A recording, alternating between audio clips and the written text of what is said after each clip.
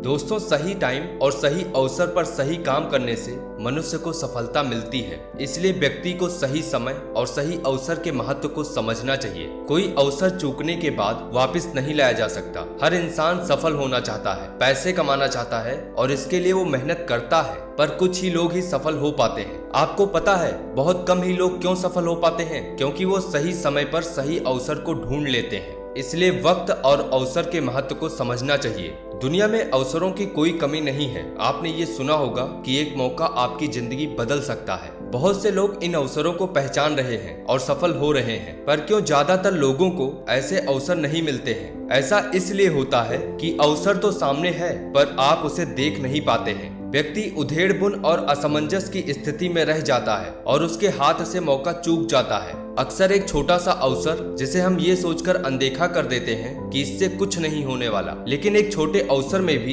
एक बड़ा अवसर भी छिपा रहता है। विनोबा भावे के अनुसार कई लोग असाधारण अवसरों की बात जोहा करते हैं, किंतु वास्तव में कोई अवसर छोटा या बड़ा नहीं होता है। छोटे से छोटे अवसर का प्रयोग करने से, अपनी बुद्धि को उसमें जुटा देने से वो छोटा अवसर बड़ा हो जाता है। इसलिए अवसर को पहचाने, क्योंकि यदि एक बार मौका चूक गया तो वो वापस नहीं आता। इस वीडियो में ऐसी 3 कहानियां हैं जिससे आप जानेंगे कि सही अवसर मिलने पर उसका उपयोग कर लेना चाहिए, वरना बाद में पछताना पड़ता है। पहली कहानी, एक किसान की बहुत ही सुंदर बेटी थी। एक नौजवान लड़का उस किसान की बेटी से शादी की इच्छा लेकर किसान के पास आया। उसने किसान की बेटी से शादी करने की इच्छा जताई। किसान ने उसकी ओर देखा और कहा, युवक, तुम खेत में जाओ, मैं एक एक करके 3 बैलों को छोड़ने वाला हूँ। यदि तुम तीनों बैलों में से किसी एक का भी पूंछ पकड़ लो तो मैं अपनी बेटी की शादी तुमसे करा दूंगा। नौजवान इस आसान शर्त को सुनकर खुश हो गया और खेत में बैल की पूंछ पकड़ने की मुद्रा लेकर खड़ा हो गया। किसान ने खेत में स्थित घर का दरवाजा खोला।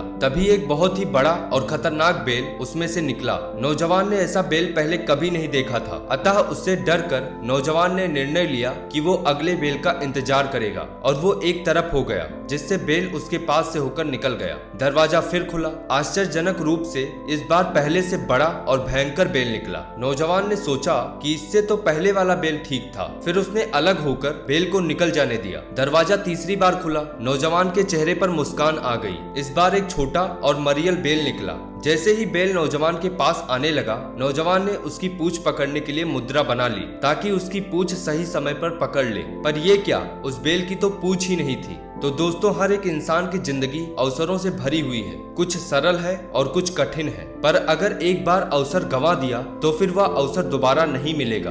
अतः हमेशा प्रथम अवसर को हासिल करने का प्रयास करना चाहिए। दूसरी कहानी, एक युवा लड़का एक प्रसिद्ध साधु के पास गया और बोला कि महाराज, मुझे कम समय में सबसे ज्यादा सफलता हासिल करनी है। मैं नीचे से शुरुआत नहीं करना चाहता। मुझे कोई ऐसा उपाय बताएं जिससे कि मैं सीधे मेरे लक्ष्य पर पहुंच जाऊं। साधु ने कहा, ठीक है, मैं तुम्हें उपाय तो बता दूंगा, लेकिन पहले मेरा एक काम कर दो। मेरे इस बाग में से एक सबसे सुंदर फूल तोड़कर ले आओ, लेकिन ध्यान रखना, एक बार आगे निकल जाओ तो पीछे पलटकर फूल नहीं तोड़ना है। लड़का बोला, ठीक है महाराज, ये तो बहुत ही छोटा सा काम है, मैं भी एक सुंदर सा फूल तोड़कर ले आता हूँ। वो लड़का बाग में गया और उसे पहला ही फूल बहुत सुंदर लगा, लेकिन उसने सोचा कि आगे इससे भी अच्छे फूल होंगे। लड़का आगे बढ़ा। उसे एक से बढ़कर एक सुंदर फूल दिख रहे थे, लेकिन वो अच्छे से अच्छा फूल देखने के लिए आगे बढ़ता रहा। जब वो बाग के अंत में पहुंचा तो वहां मुरझाए हुए और बेजान फूल थे। ये देखकर लड़का निराश हो गया और खाली हाथ ही संत के पास पहुंच गया। साधु ने उससे पूछा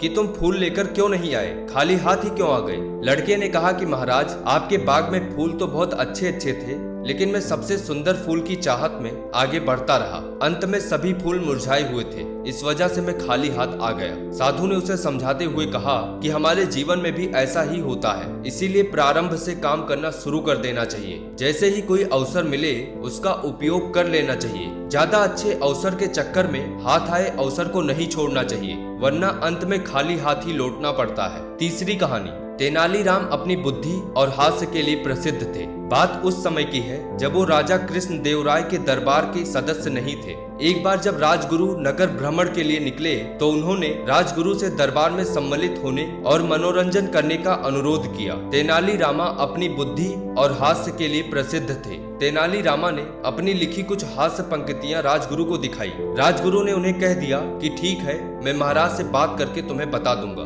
कई हफ्ते बीतने के बाद भी राजगुरु का कोई भी जवाब जब नहीं आया तो तेनाली रामा ने खुद राजगुरु से मिलने का फैसला किया। जब राजगुरु ने उन्हें देखा तो वो आश्चर्यचकित हो गए कि तेनाली रामा ने उनकी बातों को इतना गंभीरता से लिया और मिलने भी आ पहुंचे। उस समय फिर से राजगुरु ने तेनाली रामा को टाल दिया, लेकिन रामा हार मानने वाला नहीं था। वो बस राजा के लिए अपनी योग्यता साबित करने का एक और मौका इंतजार कर रहा था। अगले दिन रमन दरबार में पहुंच गया, जहां एक प्रसिद्ध जादूगर राजा और उनके दरबारियों का मनोरंजन कर रहा था। खेल के अंत में जादूगर ने दरबार में मौजूद सभी दरबारियों को चुनौती दी कि अगर कोई आकर उसे हरा दे तो वो उसका गुलाम हो जाएगा। कोई भी दरबारी आगे नहीं आया। ये देखकर राजा को शर्म आ गई। तभी रामा ने खड़े होकर घोषणा की कि वो जादूगर को चुनौती दे सकता है। राजा ने रामा को देखा और बोले, ठीक है, यदि तुम इस जादूगर को हरा दोगे तो तुम्हें सोने से भरा एक थैला उपहार में दिया जाएगा। दूसरे दिन जब रामा दरबार की ओर जा रहे थे तभी उस जादूगर ने रामा को देखकर कहा,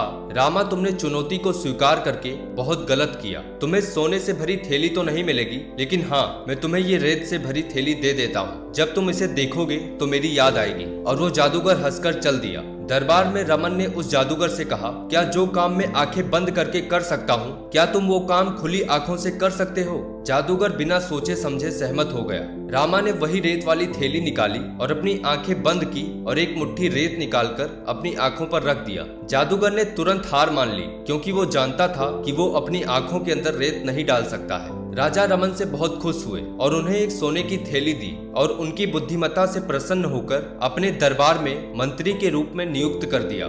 इस प्रकार रामा ने उस अवसर का प्रयोग किया जिसे उस जादूगर ने मात्र मजाक में रेत के रूप में दिया था। इसलिए हर चुनौती में एक बड़ा अवसर छुपा होता है। आशावादी हर कठिनाई में अवसर देखता है, पर निराशावादी प्रत्येक अवसर में कठिनाइयां ही खोजता है। दोस्तों, मैं उम्मीद करता हूँ कि आपको ये तीनों कहानी बहुत ही पसंद आई होगी। अगर आप इस वीडियो को लाइक करते हैं तो हमारा मोटिवेशन और बढ़ता है कि आपके लिए और अच्छे अच्छे वीडियोस बनाता रहूं, और इसे अपने दोस्तों के साथ शेयर जरूर करें। अगर चैनल पर नए आए हो तो सब्सक्राइब करके पास के बेल आइकन को दबा लें, ताकि आपको ऐसे ही लगातार मोटिवेशनल वीडियोस मिलती रहें। चलिए मिलते हैं एक नई इंस्पिरेशन के साथ। धन्यवाद।